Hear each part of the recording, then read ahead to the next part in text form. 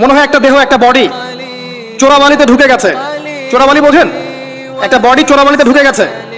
প্রথমে ছিল টাকলু পর্যন্ত, যখন টাকলু পর্যন্ত ছিল তখন সে নড়াচড়া করার চেষ্টা করেছে। আশপাশের মানুষরা ওকে বুঝিয়েছে নড়াচড়া করো না, টাকলু পর্যন্ত আছো, হাড়ু পর্যন্ত চলে যাবে। সে নড়াচড়া করা থামিয়ে দিয়েছে।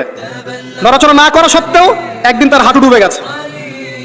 হাঁটু ডুবে যাওয়ার পর আশপাশের মানুষ আবার বুঝিয়েছে খবরটা নড়াচড়া করো না, যদি আর নড়াচড়া করো তোমার উরু পর্যন্ত ডুবে যাবে। সে বেচারা নড়াচড়া করে নাই, দাঁড়িয়ে আছে। নড়াচড়া না করা সত্ত্বেও একদিন তার থাই পর্যন্ত ডুবে গেছে। এভাবে আস্তে আস্তে কোমর, তারপর আস্তে আস্তে বুক, আস্তে আস্তে গলা। আমার কাছে এখন মনে হয় যে গলাটুকু যে বাকি আছে এইটুকু খুব কষ্ট করে উঠতে চেষ্টা করছে।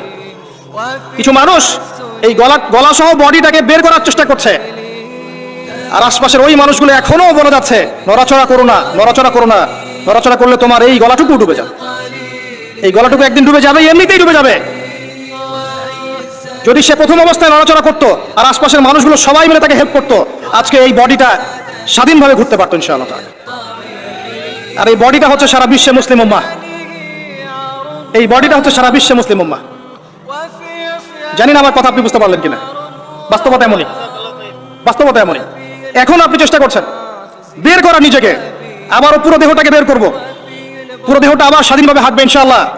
কিন্তু আশপাশের মানুষ বলবে নড়াচড়া করো না, নড়াচড়া করো না, যতটুকু আছে এতটুকু ডুবে যাও। এরা শুরু থেকেই কথাই বলে এসেছিল, আজ পর্যন্ত এই কথাই বলে যাচ্ছে। বডি আস্তে আস্তে টাকনু, হাঁটু, কোমর, বুক, গলা পর্যন্ত ডুবে গেছে। পুরো বিশ্বের দিকে আপনি তাকিয়ে দেখেন, মুসলিম উম্মার এর চেয়ে বেস্ট এক্সাম্পল আমার কাছে জানা নাই এখন। তবে ইনশাআল্লাহ এই দিন থাকবে না। ইনশাআল্লাহ তাআলা আল্লাহ পাক অচিরেই এমন প্রজন্ম নিয়ে আসবেন যারা পুরো গলা সহ বডিটাকে টেনে বের করবে ইনশাআল্লাহ। এখন আমরা যা করছি এগুলো করতে থাকলে কখনোই কাজ সম্ভব হবে না। প্রথম যে কাজটা দরকার, প্রিয় ভাইরা, আমার কথায় মন খারাপ করবেন না, প্রথম যে কাজটা দরকার সেটা তাওহীদ, আল্লাহ পাকের একত্ববাদ। এই তাওহীদের সাথে কোনো কিছুর শরীক করা যাবে না, টোটালি খালেস তাওহীদ লাগবে। এবং নবীর সুন্নাহ সাল্লাল্লাহু আলাইহি ওয়াসাল্লাম, তাওহীদ এবং সুন্নাহর সাথে কোনো আপোষ করা যাবে না। এরপর দরকার আপনার আদর্শ পরিবার এবং হালাল রিজিক। এরপর দরকার আপনার উম্মার মধ্যে ঐক্য এবং ওলামায়ে কেরামের কাছে গিয়ে দ্বারস্থ হয়ে তাদেরকে রিকোয়েস্ট করা যে আপনারা ঐক্যবদ্ধ হন আল্লাহর ওয়াস্তে। আর কবে ঐক্যবদ্ধ হবেন? কবে ঐক্যবদ্ধ হবেন? আপনাদের দিকে সবাই তাকিয়ে আছে, কেউ আমার দিকে তাকিয়ে নাই, আপনার দিকে তাকিয়ে নাই। উম্মাহ তাকিয়ে থাকে ওলামায়ে কেরামের দিকে যে আপনারা ঐক্যবদ্ধ হবেন এবং সবাইকে নেতৃত্ব দিবেন।